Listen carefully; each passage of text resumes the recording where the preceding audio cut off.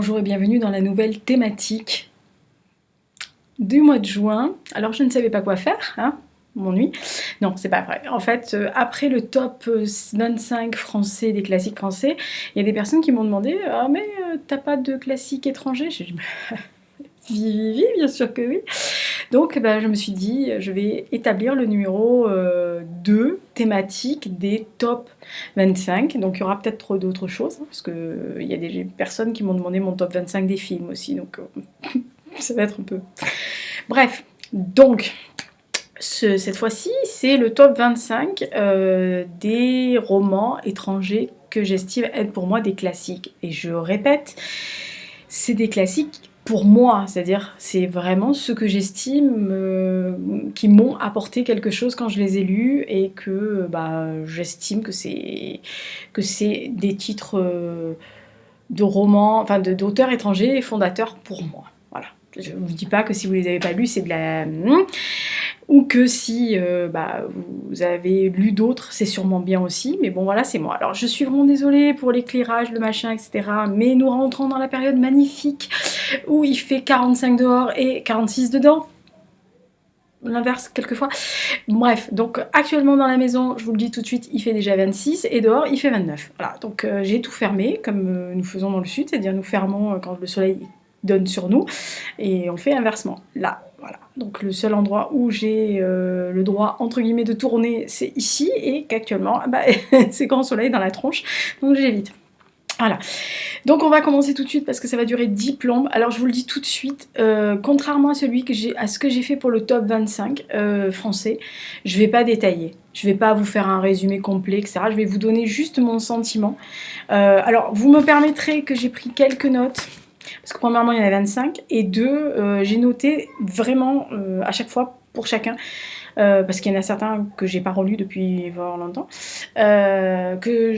voilà, des petits points que je me suis rappelé, des choses que j'avais, des sentiments qui m'avaient nourri à cette époque-là. Voilà. Donc on va commencer tout de suite. Ah, autre chose. Putain, je vais y arriver là. C'est par ordre de préférence cette fois-ci. C'est-à-dire que du 1er au 25. Voilà. J'avais pas fait ça pour les Français parce que je pouvais pas, et sachant que j'ai biffé. Je me suis arraché 4 fois le cœur, voilà. J'ai biffé plein de trucs quand j'ai préparé. Donc inutile de vous dire qu'en préparant, j'ai commencé à auto-ventiler parce qu'il y en avait pratiquement 45 ou 50. Donc j'ai commencé à virer ceux que j'estimais qui n'étaient pas... Bref.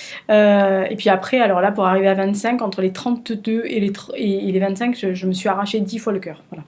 Je crois que j'ai biffé, par exemple, j'ai biffé Hemingway. Je peux vous dire ce que j'ai biffé, en gros, qui m'ont arraché le cœur. Hemingway... Bradbury, Stoker, Dickens. Ah, ça y est. Je me sentir bouge pas. Je peux pas avoir fait ça. Mais si, je l'ai fait quand même. M'en fous. Allez, bref, on commence, sinon on en a pour... Alors, premier, The Number One.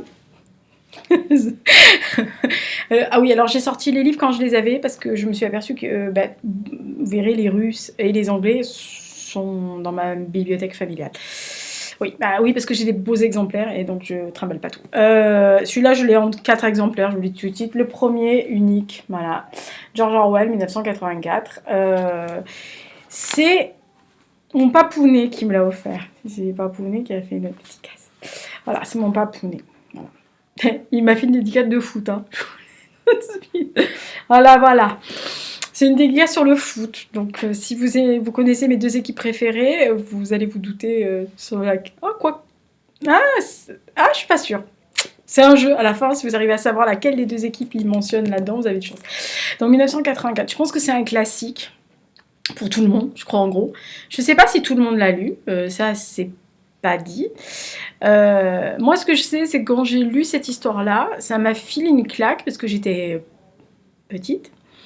Et que j'ai vu quelques mois après l'avoir lu, la pub de Apple de 1984 qui était inspirée de 1984.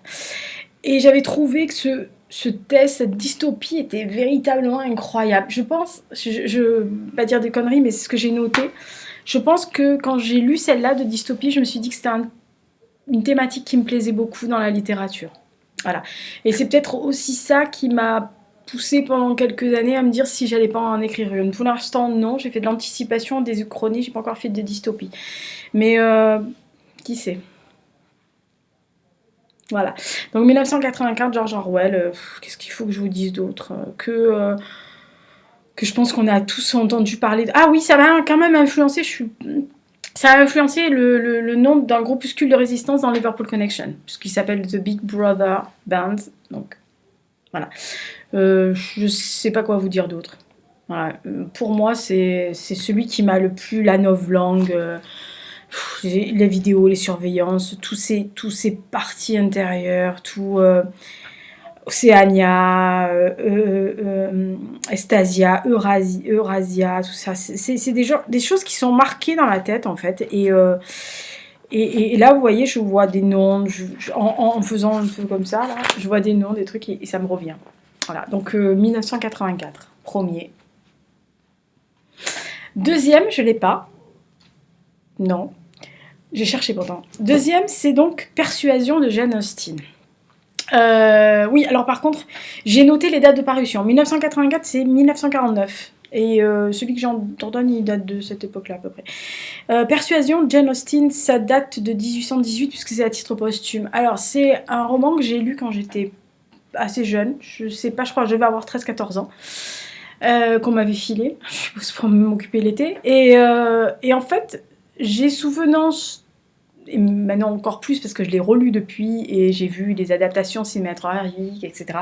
Dont la très belle de la BBC avec Rupert Penry-Jones et Sally Hawkins. En fait, ce qui m'avait plu dans cette histoire-là, c'était cette espèce de... Alors, outre les conventions sociales et le fait qu'elle dénonce la place de la femme, les conventions sociales, ce côté un peu... vanité, un peu m'as-tu vu de cette classe, de cette époque-là à Bath, etc. Mais c'était surtout l'histoire non achevée, l'histoire d'amour non achevée à cause des conventions sociales justement et de ce qu'en dira-t-on. Puisqu'en fait, Anne Elliot et Frederick Wentworth étaient amoureux, fous, ils étaient fiancés, mais que sous la pression de sa famille, puisqu'elle était beaucoup plus riche que lui, qui était juste un simple marin à l'époque, en fait va rompre ses fiançailles et lui va partir, et pendant les 7 ans où ils ne vont plus se voir, il va gagner des titres dans la Royal, enfin dans la Navy, Royal Navy, des titres de gloire, de l'argent, enfin bref, tout ce que vous voulez. Donc quand il revient, elle n'est toujours pas mariée, donc c'est en gros une vieille fille, on ne sait pas quoi en faire. Hein. Enfin, elle s'occupe de sa sœur qui est très vaniteuse, son père qui est un baronnet, et de l'autre qui est la dernière, là, qui est souffreteuse, qui n'arrête pas de se plaindre. C'est insupportable. Et quand elle le revoit, lui, il veut se marier, il est rentré exprès pour se marier, et en fait, il lui fait un peu payer le fait qu'elle était un peu inconsistante, ce qu'elle n'était pas, mais voilà, elle était influençable. Bref. Moi, j'ai beaucoup aimé ce jeu-là de ce côté de morale, de ridicule que Jane Austen dénonce, et aussi l'amour de Anne et de Frédéric, qui malgré les obstacles, malgré les années, etc., est toujours restée sous-jacente, et qu'il suffit juste d'un regard au bout d'un couloir pour que la flammette se... Voilà. Alors vous pouvez me dire, elle n'est pas romantique, Lisa. Ben non, je suis pas romantique, mais c'est romanesque. Je sais, c'est tiré par les cheveux. Ouais, je sais, c'est très tiré par les cheveux, mais c'est comme ça. Numéro 3. Oh, mon Dieu. Ah, si, je l'ai. Oh merde, j'ai oublié d'aller le chercher. Je l'ai en face de moi. Ouh là, j'en ai d'autres. Bougez pas, je vais les chercher. Je savais que j'en avais quelque part, mais là, ils sont dans la bibliothèque inatteignables. Bon, c'est pas grave. Je grimpe et je reviens. Bon, bah, je savais que je l'avais. Bon, j'ai grimpé. Je failli me casser la tronche. Heureusement que j'ai pas fait un live, on y va, on va le chercher, parce que là, je pense que vous... Ouais, voilà. J'ai risqué ma vie pour le numéro donc 3, qui s'appelle Jude l'Obscur de Thomas Hardy, donc il date de 1896. Alors... Oui, alors en couverture, il y a Christopher Eccleston et Kate Winslet, puisqu'il y a eu un film qui a été adapté fort magnifiquement. D'ailleurs, je trouve que l'adaptation est magnifique. Et tiens, le soleil change. Ça m'énerve, ça. Bon, bref. Ou alors c'est parce que je mets le... Ah, je devrais mettre un truc devant, en fait, pour faire le faux. On s'en fout. Et en fait, j'ai lu ça, j'avais... Oh, non, alors là, c'est pas marqué parce que c'est un nouveau. Oh punaise, ouais. Ah oui! Ah, donc en fait, je l'ai lu en 1982. Et je l'ai relu en 2007. Oh punaise des bois. Voilà, bon, donc deux fois, au minimum.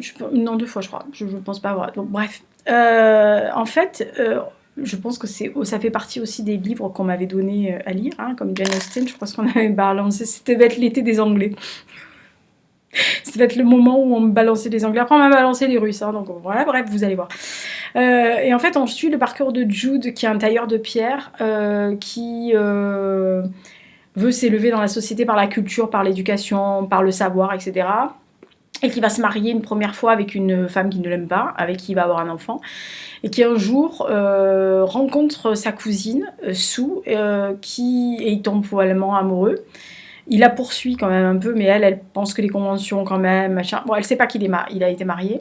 Il la pousse à épouser un instituteur, mais bon, leur amour et la passion qu'ils ont l'un pour l'autre, ben ça marche pas, donc il s'enfuit, un peu avec la bénédiction de l'instit, enfin du mari.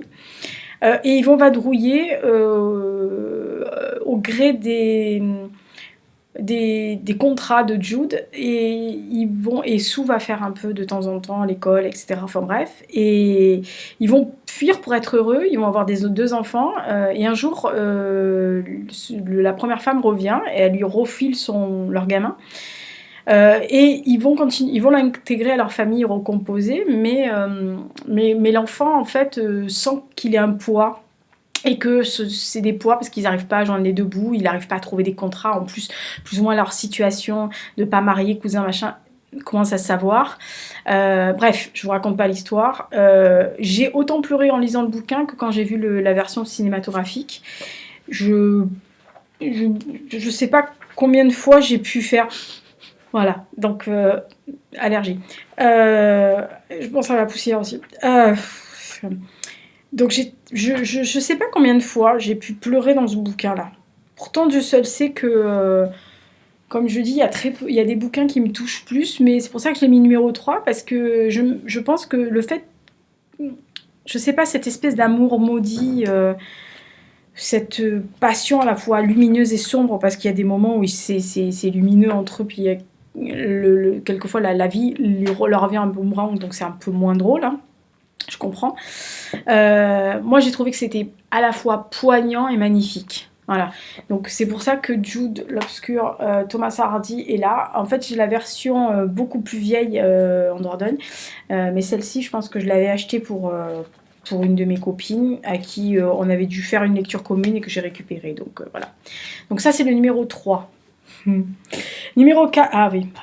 Alors, numéro 4, il y a des ex-aequos, parce que comme je vous ai dit, j'ai pas réussi à biffer tout le monde. Et quand il a fallu que je biffe entre les deux, là, je me suis arraché le cœur 10 fois, et j'ai dit que c'était hors de question que je m'arrache le cœur. Donc, les deux ex-aequos, c'est de Shakespeare, de William, donc. Le premier, c'est Hamlet, le deuxième, c'est Henri V. Alors, Hamlet, je l'ai en petite version parce que c'est celui que j'emmenais très souvent pour lire sur la plage. Et je pense que, comme c'est le tête intégral et que c'est un vieux machin, et vu que je suis vieille, je pense que c'est un truc que j'ai... Non. Ah, peut-être à l'université, vu la date. Peut-être qu'à l'université, on en a reparlé, qu'il a fallu que je le récupère parce que je ne l'avais pas.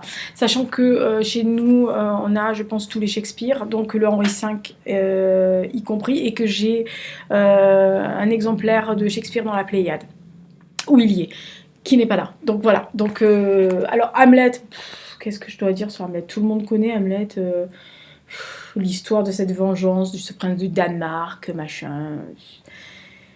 Je sais pas. En fait, je pense que c'est autant la plume que le destin d'Hamlet, qui est quand même un peu barré, le garçon. Mais je trouve que c'est quand même assez mélancolique. C'est ce que moi j'avais remarqué, ce que j'ai noté en point, j'ai écrit mélancolie. Et je pense que c'est ça. C'est pas le fait que cette vengeance en 5 actes soit un truc foncièrement parfait, ou que effectivement... je sais pas, sa mère se marie avec son beau-frère, machin, enfin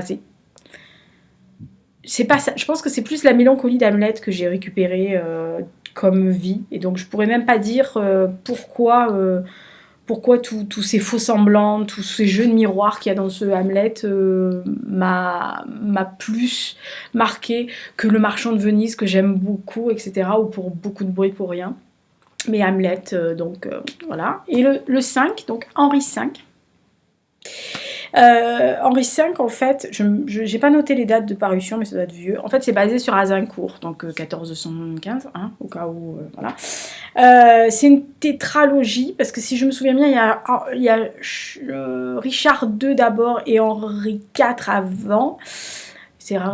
Oui, c'est ça. Richard II et Henri IV et Henri V.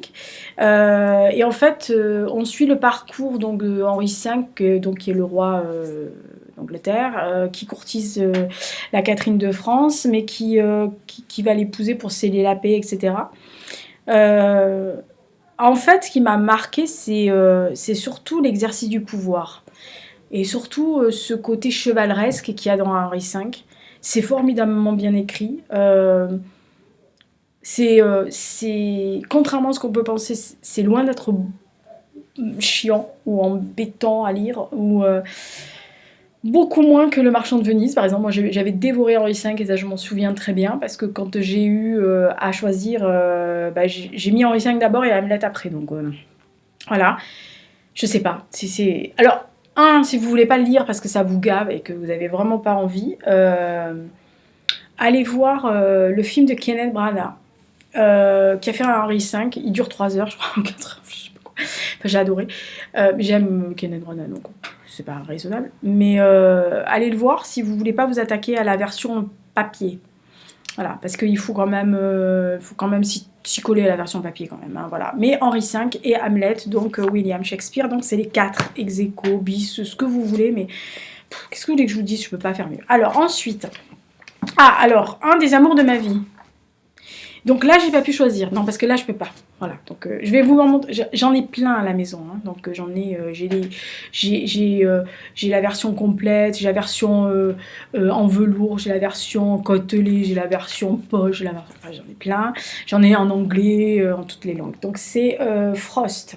Alors, je vous ai sorti celui que j'aime, c'est A Boy's Will. Donc, Testament d'un garçon. Parce que Frost s'attachait à la expression de la vie rurale, de la nature. Donc on pourrait dire que c'est un nature writing. Maintenant, c'est très à la mode, le nature writing. Regarde ça. Il faut quand même aussi dire qu'il a quand même écrit un poème pour l'investiture de Kennedy, pas donné à tout le monde, la bête, et qu'il a eu 4 Pulitzer de la poésie, si je me souviens bien, c'est 24. Punaise, tu vas voir que je ne vais pas me rappeler. 24, 31, 37, et je crois que c'est en 42, 43 peut-être. 43. Bref, 4 Pulitzer de poésie pour Frost, sachant que j'ai découvert Frost et je le lis. Alors mon préféré, c'est évidemment celui-là, New Hampshire et Un arbre témoin, et il date de, je crois que c'est pour celui-là qu'il a eu 42 donc. J'ai découvert Frost, parce que ça m'est pas tombé dessus. J'ai découvert Frost en fait en 83 dans un film que j'aime plus que... Voilà, je l'aime, il est là, je l'aime. Il s'appelle Outsider de Francis Ford Coppola. Et c'est un très beau film sur l'amitié, blabla, enfin bref, on n'est pas là pour parler de ciné. Faire le top 25 ciné, je vous préviens. Parce qu'il y a beaucoup de films qui me font des références littéraires. Je pourrais faire ça d'ailleurs. Ouais, je pourrais faire ça. Bref. Et en fait, j'ai regardé Outsider, et dans le film, à un moment donné, il y a des personnages, les 2 amis, qui sont en train de regarder un lever de soleil. Et en fait, un des 2 récite L'or n'est en rien éternel de Frost, donc en fait en anglais Nothing Gold Can Stay, donc qui pourrait se traduire par L'or n'est en rien éternel en go, si vous voulez.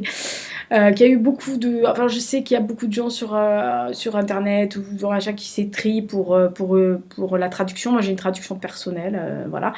Et j'ai découvert, donc, Frost à côté de ça. Et je suis allée chercher. Et très gentiment, ma fiancée qui me l'a offert. Je découvre des trucs, c'est trop bien. La fille qui s'amuse toute seule. Ouais, il y a un fiancé qui m'a offert, parce que même, d'ailleurs, je pourrais même vous montrer. Enfin, c'est pas signé, mais c'est signé au début. Et vous allez voir que je vais pas le retrouver maintenant que je l'ai vu. Bref, en bas, il y a écrit I love you. C'est pas mignon, ça? Regardez comme c'est joli. En bas de celui-là. Et je sais très bien qui c'est parce que j'ai vu le nom dans la première. Voilà, c'est mignon. C'est joli. Ça date de l'époque, hein. Peut-être un peu plus vieux d'ailleurs, celui-là. Il est peut-être, on l'a peut-être acheté beaucoup plus tard, mais non, enfin, vu qu'il est le garçon, à mon avis, c'est un peu plus tard quand même. Mais peut-être qu'on se l'est échangé, je sais pas. Bref. Il y a même un autre poème. Putain, je découvre des trucs. Excusez-moi, ça va durer 3 heures. Oh, que c'est joli. Ah, anniversaire d'Éluard. Qui c'est qui a bien pu me... Oh, le même garçon. Oula, oula, il y avait même des petits mots.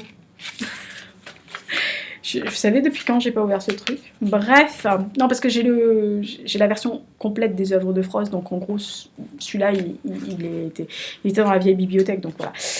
Frost, comment vous dire Frost, quoi, voilà. Sachant que la préface est de Pritchard, et que si vous avez vu Le Siècle des Poètes Disparus, vous savez qui est Pritchard. Voilà, Frost, tout ce que vous voulez sur Frost, voilà, moi j'aime. Il s'appelle Robert Lee Frost, mais on s'en fout. Donc Frost en 5, 6. Ah, alors le controversé, le plus délirant de l'année, 100 ans de solitude de Gabriel Garcia Marquez. Quand je l'ai lu, je ne vais pas vous refaire l'histoire de la famille Buendia, parce qu'on ne va pas s'en sortir. Quand je l'ai lu, oh, j'ai encore un fiancé. 1981, ouais, d'accord. Pour tes 100 prochaines années, près de nous. Oh, qu'il ne soit pas peuplé de solitude. Que c'est mignon. Je pense qu'il supposait qu'on allait rester 100 ans ensemble, celui-là. Bref. Je pense que je vais piocher dans mes... je vais piocher dans une bibliothèque où il n'y a rien, parce que là, c'est mal. Bref, quand je l'ai lu, j'ai plongé dans cette histoire-là, de cette famille complètement irréelle, cruelle, parce que l'histoire de cette famille est quand même cruelle, ils seront condamnés à revivre les mêmes choses, et ils répètent les mêmes erreurs, les mêmes problèmes, entre incompréhension et inceste, enfin bref, vous avez tout. Alors je sais qu'il y a beaucoup de gens qui n'ont pas du tout accroché à 100 ans de solitude, qui le détestent. Moi j'ai adoré. Voilà, c'est quand même un des bouquins, je crois que je l'ai lu 2 fois ou 3 fois, 2 fois. Je suis sur 2. 2 fois quand on me l'a offert celui-là, et je l'ai en espagnol. J'ai voulu me lancer en espagnol, mais mon niveau d'espagnol de maintenant n'est plus celui qu'il était il y a quelques années, donc je pense que je serais incapable de le lire en espagnol. Mais oh, je vois des trucs, voilà, j'ai envie de le relire. Non merde, je peux pas. Non, j'en ai trop cette année, donc voilà. Mais 100 ans de solitude, Garcia Marquez, c'est une histoire un peu comme je les aime, c'est-à-dire baroque, un peu barré, avec des trucs imaginaires, avec des trucs complètement, des fois, loufoques, mais très ancrés aussi dans la réalité. Moi, j'avais passé un très bon moment. J'aime bien Garcia Marquez, de toute façon, donc voilà. Mais c'était celui de Garcia Marquez que je préfère, je pense. En plus, on m'a fait une belle dédicace. Ah, mais en fait, c'est trop mignon. Du coup, on chante... Non, on se calme, tu vas pas le relire. 7. Alors je sais que je le cite beaucoup, et je fais un autre appel à monsieur Robert McLiam Wilson, s'il peut ressortir un roman, parce qu'à force de dire toujours les mêmes, les gens vont en avoir marre que je parle de vous comme ça. Voilà. York Street, Robert McLiam Wilson. C'est la version british que j'ai. Voilà. C'est un autre fiancé, mais celui-là c'était vraiment mon fiancé. Voilà, donc... Ah oui, je me suis fiancée. Ça date de 96. Ça m'étonne pas. Bref. Donc, York Street, c'est... En fait, il n'y a rien que je puisse expliquer. Parce qu'il y a tout dans ce truc-là. Premièrement, il y a Belfast. 2, il y a les relations... que ce soit amicale, inter-religion. Il y a une fille complètement Iraq qui est complètement militante, qui engueule le héros toutes les 2 minutes. Lui, c'est un quart d'artichaut, il tombe amoureux toutes les 30 secondes dès qu'il voit une porte. Il y a son copain Chuck. qui a marqué avec une américaine, c'est pas... Bref. Mais au-delà de ça, c'est ce que j'aime chez Mac Wilson, c'est que il y a beaucoup d'humour. Il a beaucoup d'humour. Il y a beaucoup... Et puis, premièrement, comment vous pouvez pas aimer un livre qui commence par... Toutes les histoires sont des histoires d'amour. Moi, je vous montre parce que c'est ça. Voilà. Comment vous pouvez ne pas aimer un roman qui commence par là? Voilà. Et York High Street, c'est véritablement un livre qui m'a crevé le cœur, mais pour plein de raisons qui me resteront à ma discrétion. Mais j'aime la plume, j'aime le fait... Il a du cynisme et du lyrisme en même temps. Il a beaucoup de romanesque, cet auteur-là.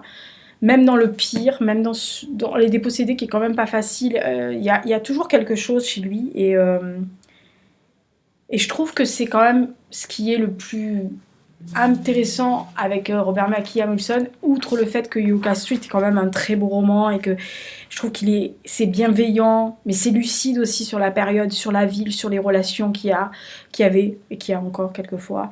Mais que toutes les descriptions, même la plus subtile, même la plus petite, est très émouvante. Voilà. Après, si vous ne connaissez pas, vous n'êtes jamais allé, je pense que ça va vous toucher autant. Donc, c'est Yucca Street, donc, de Robert McKee Wilson.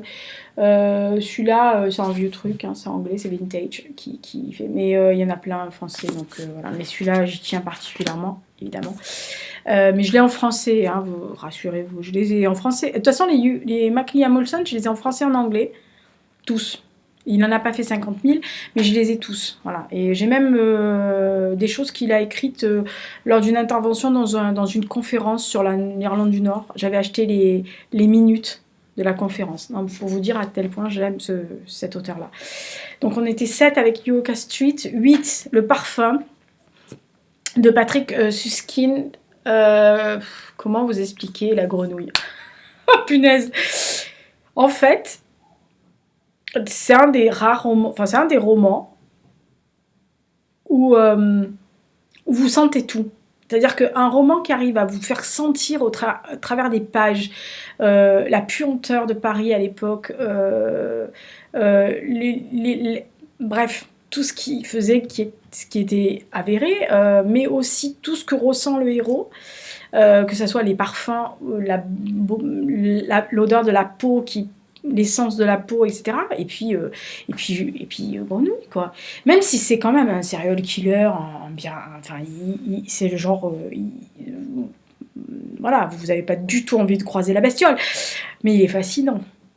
Il est fascinant. Et moi, je me souviens de ce truc de m'être pris en pleine figure les odeurs.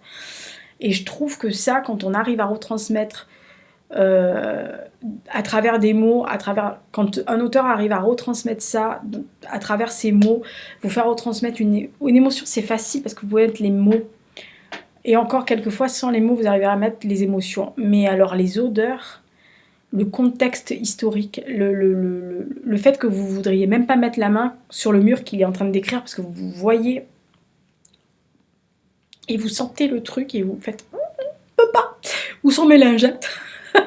Donc, ou le gel hydroalcoolique, vous voyez, c'est limite si vous ne mettez pas du truc quand vous lisez. Donc voilà, c'est magnifique. Après le film, moi j'ai vu un film où, effectivement, qui est joué par Ben Whishaw. Vous savez à quel point j'adore cet acteur. Mais le roman, quoi, c'est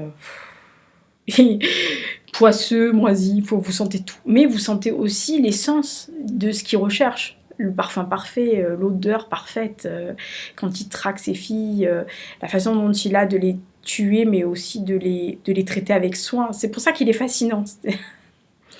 Oui, ça relève de... Ouais, je sais. Bon, bref. 9. Oh oui. Oh, je l'aime, lui aussi. Non, en fait, je les aime tous, hein, donc on en a pour 8 jours. Le loup des steppes de Hermann Hesse. Ah oui, alors le parfum, ça date de 86.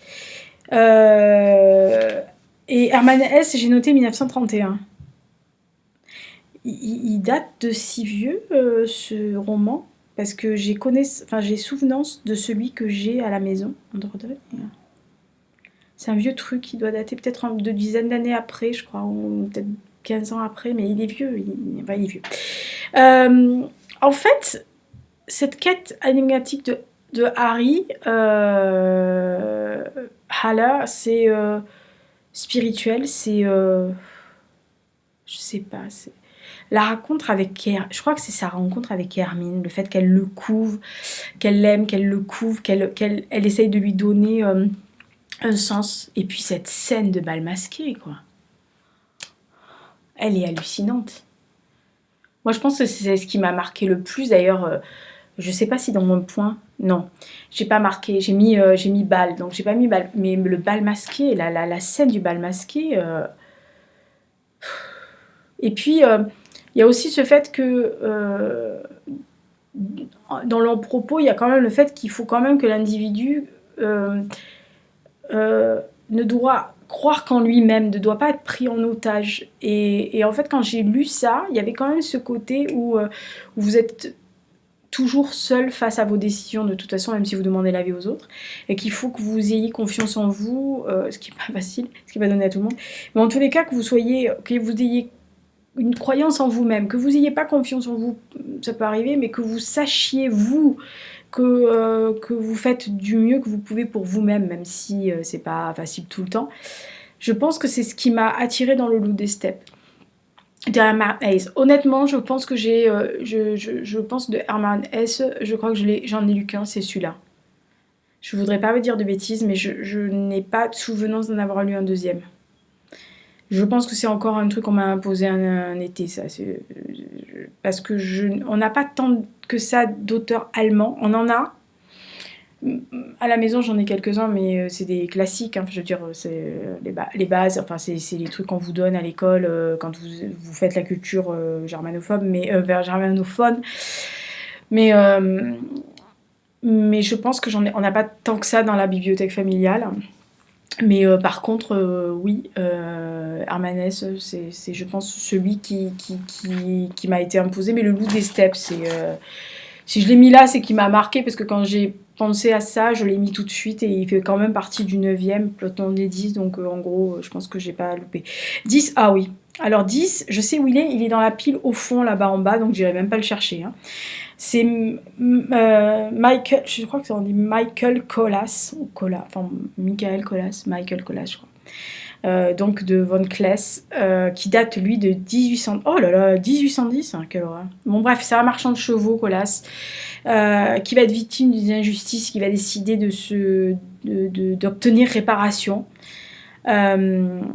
Et en fait, il y a des personnes qui vont chercher à l'éliminer tout le long. Et moi, c'est le sens de la justice de Colas qui m'avait marqué quand je l'avais lu. Et qui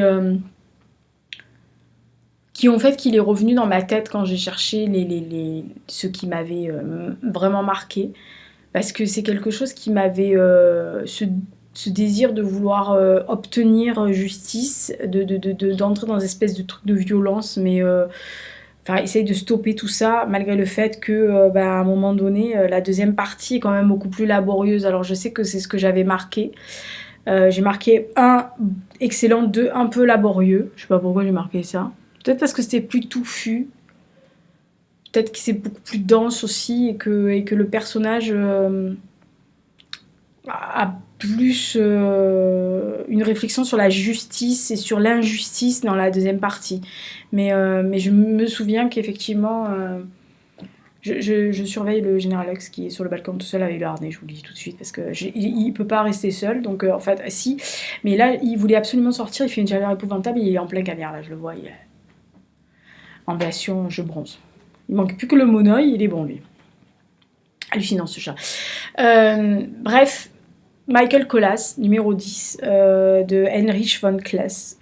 Ouais, parce que c'est quand même un thème, l'injustice, et la justice qui m'intéresse.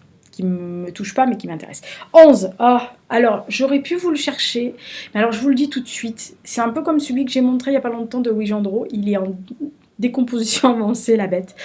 Il est tellement précieux, ce truc, que je ne touche pas. Il est dans la vitrine, et le premier qui touche là-bas.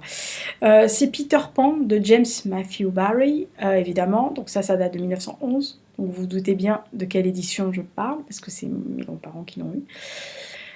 J'en ai un, c'est un pop-up. J'en ai plein. J'en ai un pour les enfants. Évidemment, j'ai ceux des Walt Disney, machin. Mais Peter Pan. Quand vous savez que j'appelle mes parents Peter Pan, enfin Peter et Pan, voilà.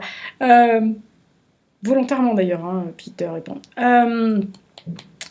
Mais je sais pas. En fait, je pense que c'est le fait que j'ai quand même gardé, que je souhaite garder mon âme d'enfant et que je refuse obstinément de perdre ça. Voilà. Et Peter Pan me rattache automatiquement à ça. Peter Pan me rattache à mon enfance, aux contes qu'on faisait le soir, aux choses qu'on m'a racontées, à ce côté imaginaire, à ses aventures, au Capitaine Crochet, Lily la tigresse, le nounours, Nana, machin, tout ça, tous ces personnages et Peter, voilà. En fait, tout le monde a envie de partir avec Peter, et en fait, à la fin, je couine dès que je vois un dessin animé ou un film sur Peter Pan, même les plus nuls. Parce que moi, à la fin, je suis toujours tiraillée, je repartis avec Peter, quoi. Voilà. Moi, je voulais repartir avec Peter. J'en avais rien à foutre de rester avec la famille. Moi, je me cassais avec Peter. Voilà, donc, voilà. Mais Peter Pan. 12, ah oui. Ah, punaise, là aussi, je peux pas... Non, mais je vais pas y arriver. Alors, 12, égalité entre deux romans de H.G. Wells, La machine à explorer le temps, qui date de 1895, et L'île du docteur Moreau, qui date de l'année suivante. Est-ce qu'il faut vraiment que j'explique parce que c'est à égalité pour moi, en fait. Entre le fait... Le docteur Moreau, en fait, c'était plus parce que ça me faisait parler des expériences et la loi, la douleur, la manipulation, tout ça qui me semblait assez importante quand je l'ai lu. Et La machine à explorer le temps, c'est parce que... Parce que moi, cette version un peu pessimiste... mais qui est un bonheur de lecture, hein, je trouve que c'est beau. Et j'aime le style de Wells. Voilà, j'aime bien le fait que dans ces années-là, 1895-1896, il ait réussi à faire ça, à donner ce truc un peu... Voilà. Donc j'ai pas pu départager l'île du docteur Moreau et La machine à explorer le temps. Je suis en train de réfléchir. Mais je pense que en fait, j'aime le côté ange et démon de l'île du docteur Moreau. Et je pense que j'aime ce côté force et faiblesse de La machine à explorer le temps, les carnivores, les végétariens, tous ces affrontements un peu... Voyez, voilà. Non, je peux pas, je vais pas choisir parmi les... voilà. 12, on va y arriver, hein. 13. Donc ça, c'était le 12. Ah, idéalité de 12. Heureusement que j'ai mon listing, parce qu'on va pas s'en sortir. 13, ah oui. Alors, j'ai tout lu de Alexandre Solzhenitsyn, mais j'aime Une journée d'Ivan Denisovitch. Ça date de 1962. En fait, j'ai toujours été intéressée par l'histoire de l'URSS, de la Russie et de l'URSS. Et quand j'ai commencé à m'intéresser à ça, je me suis intéressée au goulag, assez rapidement d'ailleurs. Oui, il y en a certains qui vont se dire, tiens, c'est guère étonnant. Non, c'est pas étonnant. Et en fait, effectivement, j'ai commencé à lire beaucoup de choses et on m'avait filé quand j'étais en 3e ou 4e des Solzhenitsyn. C'est un prof d'histoire qui me l'avait donné. Et ensuite, j'ai lu, je pense que j'ai lu tout sur Solzhenitsyn, mais j'ai lu beaucoup de choses sur les goulags. Je n'ai pas lu que ça, hein, vous inquiétez pas. Mais c'est quelque chose qui m'a toujours passionnée. Alors c'est bizarre de dire passionnée, mais c'est vrai. Ça s'est retransmis aussi dans mon écriture, puisqu'il y a un de mes personnages, Karl, pour ne pas le nommer, qui est fait prisonnier par l'armée russe en 1945 et qui est déporté comme beaucoup de soldats allemands dans ces camps-là. En URSS, et donc ça a toujours été quelque chose qui m'a toujours un peu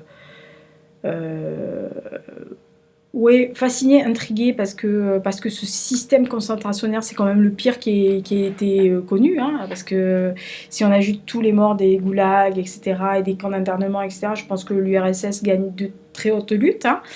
Mais c'est... puis bon, en plus, quand on sait qu'il lui-même a été condamné, etc., il y a quand même... ce truc-là, vous voyez, c'est un récit témoignage à la fois. Si vous entendez miauler, c'est que General Hux a décidé de miauler. Alors, je vous le dis tout de suite, ça va gueuler. Je le vois arriver vers moi, là, avec son harnais. Il ramène son harnais. J'adore. Maintenant, il ramène son harnais. Bref.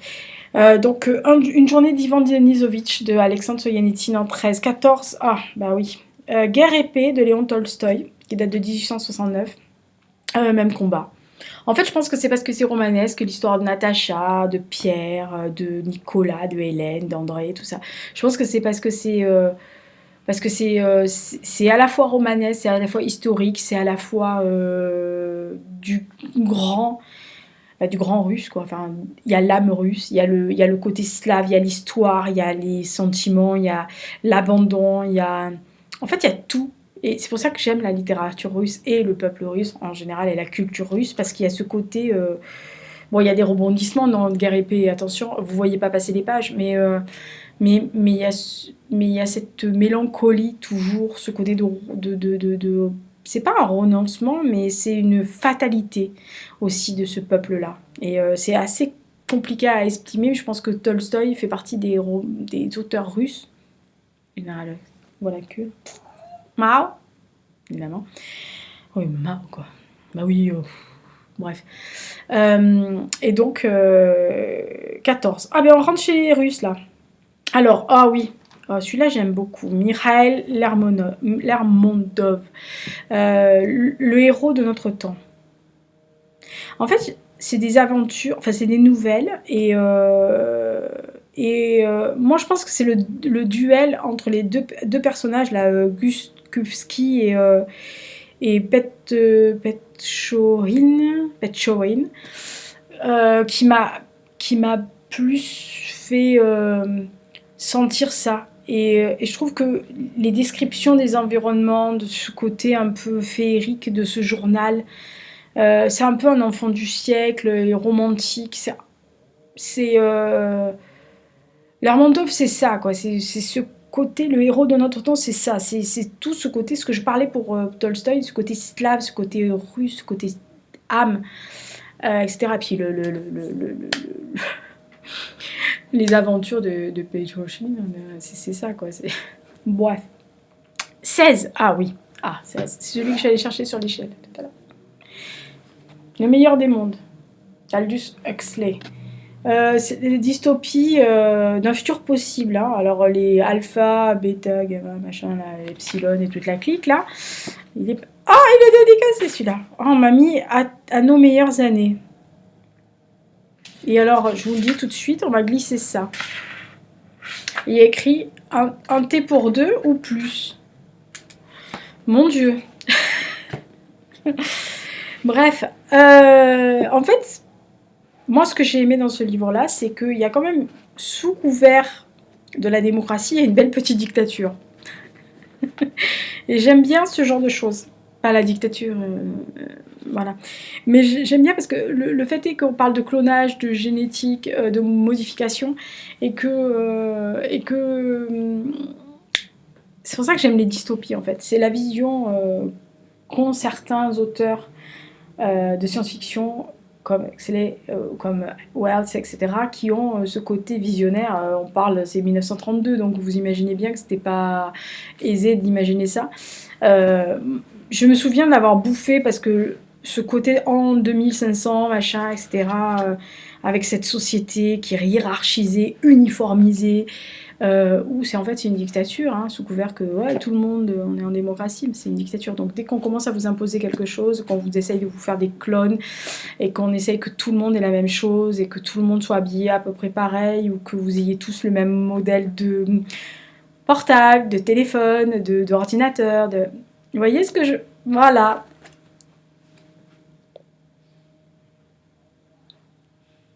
Démocratie. Voilà. Ça, c'était le 16. 17. On y arrive, vous allez voir. Oh, alors, oui, alors. Comment mettre un roman dans le top 25 quand vous avez détesté le héros? Ah là, il y en a qui vont m'abattre, hein. Émilie Brontë, Les Hauts de Hurlevent. Alors, si je dois sortir quelqu'un, c'est Lytton, Isabelle et Catherine. Parce que Earthly, inutile de vous dire que ah, punaise, je vais me faire détester. Des sœurs Brontë, il y en a plein. J'en ai eu beaucoup. Je sais que Charlotte... non, il n'est pas dédié celui-là. Je pense qu'il y a quelqu'un qui a compris qu'il fallait pas me le dédicacer. En fait... je sais plus comment. Je pense que cette histoire destructrice, et je pense que c'est ça qui m'a plu, parce qu'en fait, je pense que c'est plus le contexte des âmes et des âmes et des affres tourmentées qui sont dans ce roman-là, que les personnages eux-mêmes. Alors le personnage d'Eyton, Isabelle, Catherine, c'est des personnages qui m'ont intéressée, mais contrairement à beaucoup de gens qui trouvent que Heathcliff est un mec, c'est un écorché vif, il a quand même des choses qui peuvent le rendre attirant pour certains lecteurs, moi je l'ai détesté. Voilà, mais vraiment, il fait partie des personnages où quand j'ai commencé, je me suis dit, oh punaise, ça va pas le faire, quoi. Voilà, l'histoire est belle dans le sens où cette espèce de malédiction qui pèse sur la descendance, et je pense que c'est ça qui fait que je l'ai gardé, mais ça serait que moi, voilà, l'ambiguïté de ce roman, c'est ça. C'est-à-dire qu'à la fois, j'ai aimé le thème, les thématiques, l'histoire, le côté entre malédiction, romanesque, les affres, le tourment d'un âme, de l'amour, machin, etc. Et il y a des personnages qui m'ont un peu réfréné, quoi. Voilà. Donc, Léo de Hurlevent, Émilie Brontë, il est 17e. J'ai hésité à le mettre 25, je peux vous assurer. Je suis en train de réfléchir, je pense que j'aurais dû le mettre dernier. Mais bon, c'est pas grave. Ce genre dernier, on est voie l'enfer, alors pour on en est. Bref, 18. Ah, j'aurais dû aller les chercher, mais ceux-là aussi, c'est des précieux. Ils sont tout vieux. Vous devez peut-être les voir sur mon Insta, j'avais posté des trucs vieux. C'est l'Iliade et l'Odyssée de Homère. Sachant que, perso, l'Iliade, qui est l'épisode sur la guerre de Troie, m'a un peu moins passionné que l'Odyssée, parce que... pour moi, Ulysse qui traverse les rudes épreuves pour revenir chez lui, ça m'a beaucoup plus touché l'Odyssée quand je l'avais lu que l'Iliade. Je l'ai lu au lycée, je l'ai lu quand on a fait latin, donc ça devait être fin 6e, début 5e. On nous a fait lire le français d'abord, bien sûr, évidemment. Je n'ai jamais lu Homère en latin, faut pas rêver. Enfin, en grec, pardon. Mais en fait, on faisait initiation au grec et au latin, et en fait le prof qui faisait initiation au grec et latin nous avait demandé l'été de lire l'Iliade et l'Odyssée de Homère pour, en fait, en gros, prêcher pour sa paroisse, parce qu'il était à la base le prof de grec. Et il m'y faisait les deux, parce que le prof de latin, je ne sais pas s'il était là, s'il n'était pas arrivé, s'il allait arriver, enfin, j'en sais rien. En tous les cas, l'initiation, il n'y était pas. Donc il faisait alternativement une fois grec, une fois latin. Et donc je pense qu'il voulait prêcher pour sa paroisse. Donc il nous a fait lire ça. Moi, l'Iliade, voilà. Mais l'Odyssée, j'ai plongé dedans. Et j'ai vraiment adoré. Et je les trouve indissociables aussi, parce que c'est... Voilà, il ne faut pas non plus... il ne faut pas les dissocier, même si on peut le faire, mais pas pour moi. Mais ce voyage, ce côté, oui, en fait, les héros, la mythologie, tout ça, c'est quelque chose qui nous attire, que ça soit, on en voit beaucoup maintenant dans les fantaisies, même si c'est une mythologie plus germanique, nordique, etc. Mais moi, je trouve que la mythologie grecque, machin, c'est magnifique. Bon, pour la petite histoire, j'ai choisi latin. Voilà, j'en ai fait jusqu'en terminale. Parce que j'adore le latin. Je devrais m'y remettre, en fait. Mais j'adorais. En fait, on communiquait en latin avec mes potes. C'était bien ça. 19, ah oui. Alors, je l'ai pas. Je sais pas où je l'ai foutu. Je l'ai pas ici. Mais bon, bref. Feuilles d'herbe de Walt Whitman. Alors, c'est un recueil de poèmes... où en fait j'ai découvert Walt Whitman, pareil, mais cette fois-ci, alors pas par rapport à... par ricochet de Frost, j'étais tombée sur A Song of Myself. Et j'avais trouvé ça très beau, j'avais trouvé ça... comment dire? Oui, j'avais trouvé ça très beau. Mais Feuilles d'herbe, c'est un recueil de poèmes. Et j'avais pas lu le recueil. Je pense que je n'ai lu que Song of Myself. Et en fait, j'ai repris Walt Whitman à la sortie du film, je le dis, hein, Le Cercle des Poètes Disparus, pour Captain Oh My Captain. Parce que moi je l'ai vu en anglais, Le cercle des poètes disparus, parce que le jour de la sortie, il était en français, et puis dans le cinéma que j'aimais bien, il était en anglais, donc j'étais allée le voir en anglais. Et j'étais repartie le voir en français aussi, avec mes potes, parce qu'eux ils voulaient pas y aller en anglais. Et quand je suis sortie, ce Captain of Oh My Captain, j'avais... Oh Captain Oh My Captain, non c'est Oh Captain My Captain en anglais. J'avais trouvé ça très intriguant. Il parle de Whitman, donc je m'étais dit oh j'en ai lu un de Whitman, donc j'avais dû fouiller dans mes merdes. Je l'avais pas, donc j'avais dû aller à la librairie du coin et j'avais dit bon est-ce que vous avez un Whitman, et ils m'ont sorti feuille d'herbe et ça parce que c'est un hommage à Abraham Lincoln. Ça je l'ai appris dans le recueil de poèmes au Captain My Captain et Walt Whitman, c'est quand même quelqu'un que j'aime beaucoup, dont j'aime beaucoup la poésie, le côté... il parle beaucoup de démocratie aussi dans ce recueil, donc c'est peut-être pour ça aussi que j'aime bien. Donc Walt Whitman, on va y arriver. 20, il vous en reste 5, vous êtes bon. On est bon pour l'heure. Hein. Voilà. Faust, pourquoi j'ai mis Faust de Goethe moi? Ah ouais, je sais pourquoi. Ah oui, alors, je sais pourquoi, parce que je vais vous dire, j'ai mis... Ça date de 1808. J'ai mis promettre son âme au diable, donc à Méphistophélès, s'il arrive à le libérer de ses tourments. En échange, il propose ses services et rencontre Marguerite. Et la rencontre entre Marguerite et Faust est quand même la plus importante. Voilà ce que j'ai marqué. Donc en fait, de Faust, en gros, je me rappelle qu'il négocie son âme avec Méphistophélès et qu'il rencontre Marguerite. Non mais... Et je pense que cette rencontre m'a tellement marquée, et Faust m'a tellement marquée que j'ai marqué Faust, quoi. Et je pense que c'est ça. Je pense que c'est le fait qu'il lui donne l'aperçu des plaisirs qu'il peut lui donner s'il vend son âme, enfin, s'il lui file son âme. Je pense que c'est ça.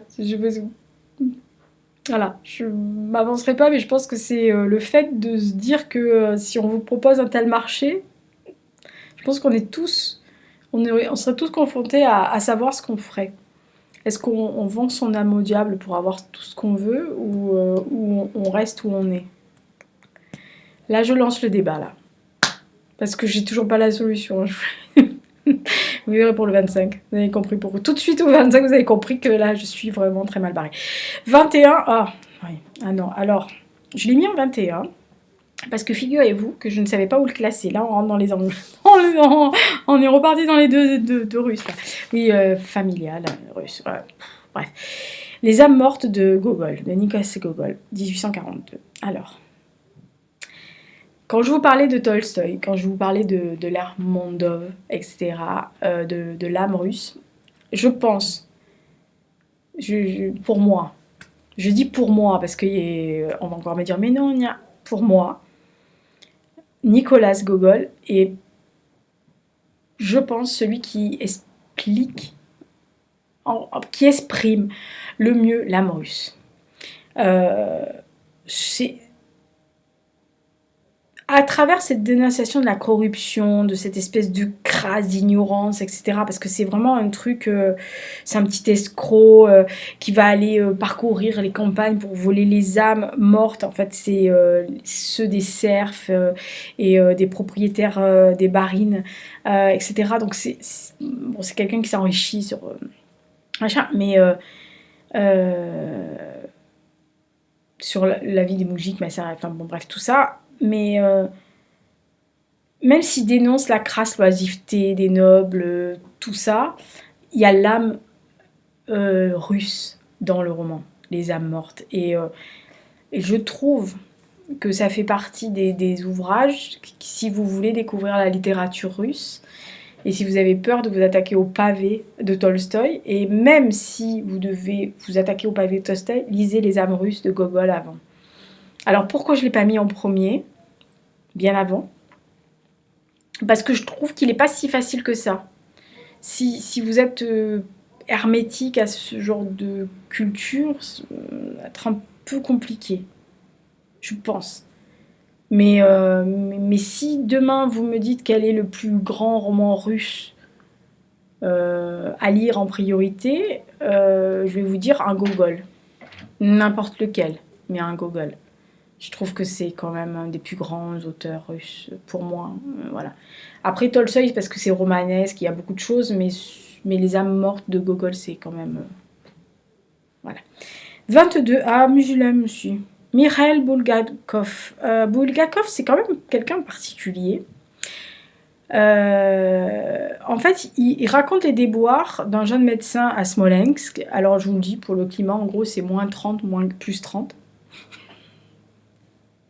Voilà, qui va raconter ce qui se passe dans ce coin paumé. Il va parler de la mentalité paysanne, de la solitude, etc. Et Carnet d'un jeune médecin de Mikhail Bulgakov, c'est la date, c'est quand 1925. 1925. Oh, punaise. Tout ce côté isolement, ce côté paumé, ce côté dur, difficile de ce jeune médecin qui est parachuté là à Smolensk. Là, il faut vouloir y aller à Smolensk, hein, je vous le dis tout de suite. Je l'avais lu. Alors je sais que Bulgakov a un autre roman qui est au-dessus du panier, qui est le chef-d'œuvre, je pense qu'il a fait. Mais à choisir, j'ai pas hésité longtemps. Hein. J'ai pris celui-là parce que celui-là m'a beaucoup plus touchée.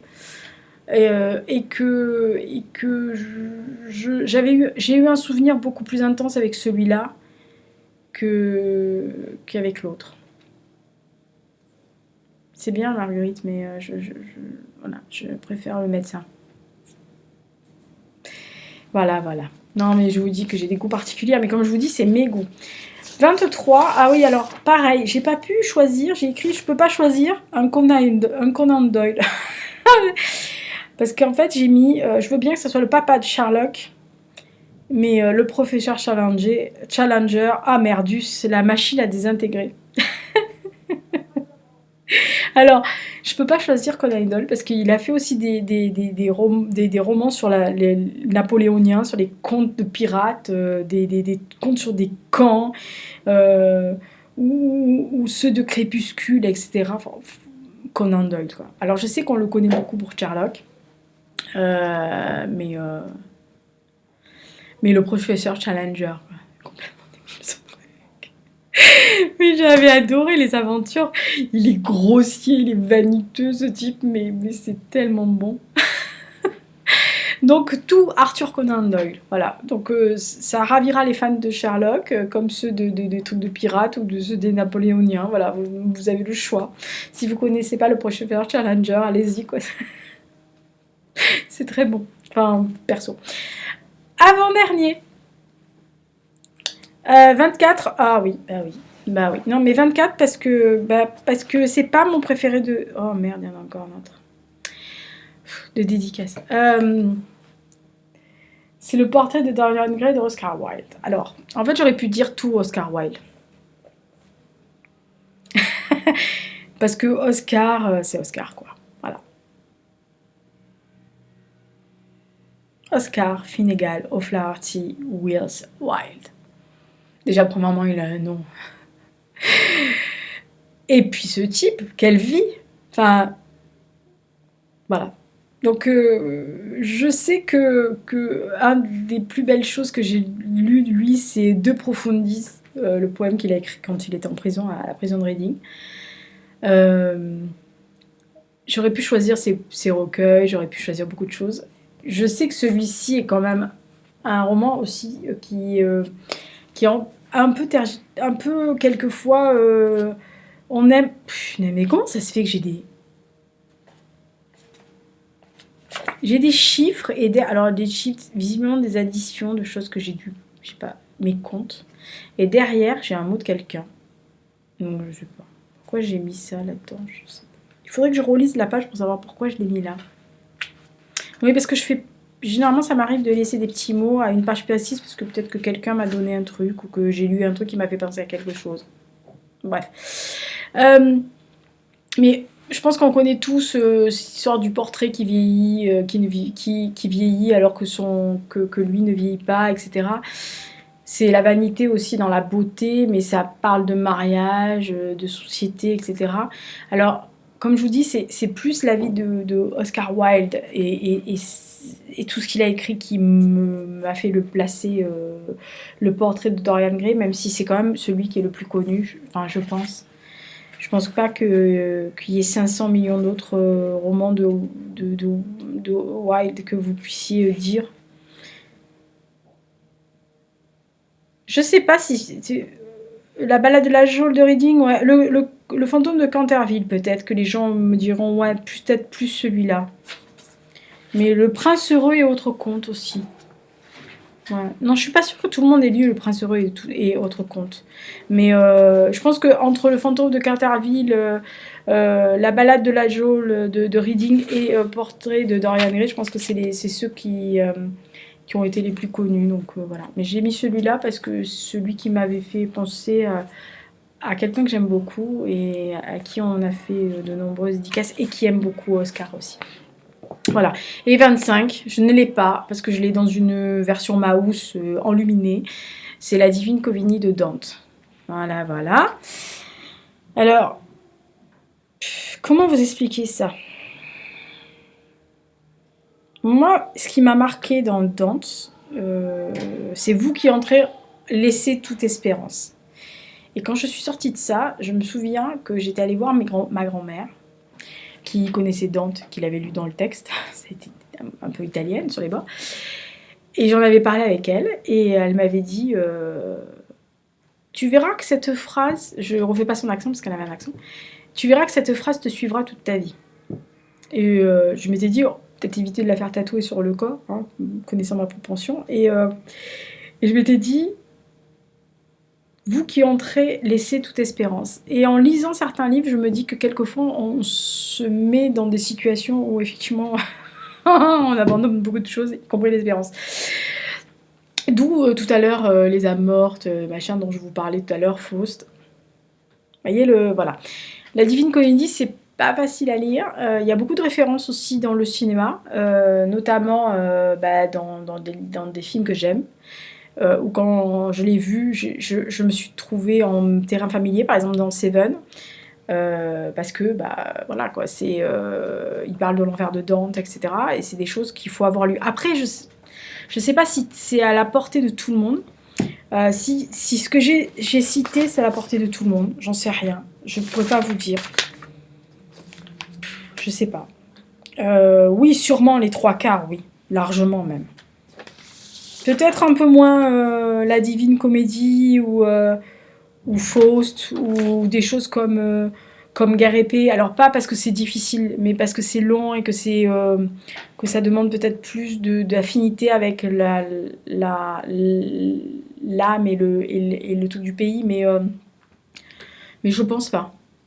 Voilà, donc ça c'est mon top 25. Donc j'ai pas tout, donc je peux pas vous montrer tout. Enfin, je les ai tous bien sûr, mais je les ai pas tous à la disposition, donc voilà ce que j'ai, parce que je peux avoir à peu près quoi. Voilà. Pour une fois que j'arrive à porter mes bouquins sans qu'ils se cassent la figure, vous avez de la chance.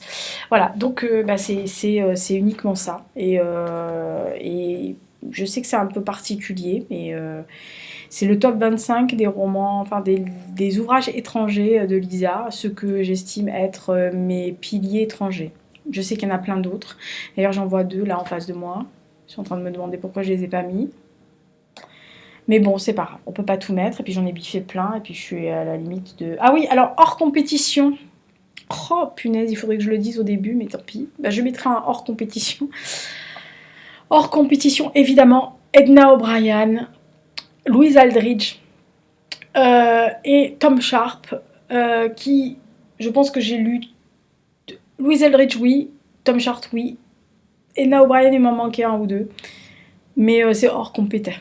C'est-à-dire je peux pas choisir, donc c'est vraiment hors compétition. Et c'est vraiment des auteurs contemporains qui ont vraiment qui ont eu un impact sur moi, pas sur ma littérature ni ma façon d'aimer les livres ou d'aimer une littérature d'un pays, mais qui ont eu un impact sur moi. Voilà. Louise Aldridge fait beaucoup dans les histoires d'Amérindiens, donc c'est une auteure américaine. Edna O'Brien est irlandaise, très grande auteur irlandais. Et Tom Sharp est un un bonbon antidépresseur à lui tout seul. Donc c'est un auteur très humoristique anglais que j'aime beaucoup. Si un jour vous emmerdez, hein, vous lisez, vous n'avez pas le moral, vous lisez ça, je peux vous assurer que vous n'avez pas besoin d'aller voir le psy. Hein. Bon, bah voilà, c'était le top 25 des livres étrangers, enfin des ouvrages étrangers classiques de Lisa. J'espère que ça vous a plu. J'ai pensé aux 25 films en rapport avec la littérature. J'y pense pour une prochaine fois. Voilà, bah écoutez, vous me dites dans les commentaires si vous aimez. Si vous aimez, bah vous mettez un pouce. Si vous aimez pas, c'est pas la peine de mettre des pouces, hein. On sait que vous n'avez pas aimé. Merci aux nouveaux abonnés, merci aux anciens, ceux qui sont toujours fidèles, qui font des petits commentaires en off, en MP sur Instagram ou sur le Facebook, etc.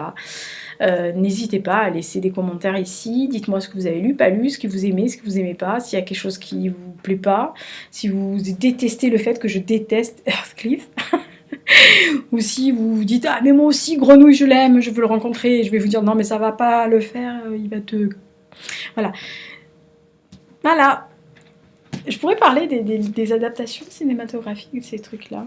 Bref, voilà, mon top 25.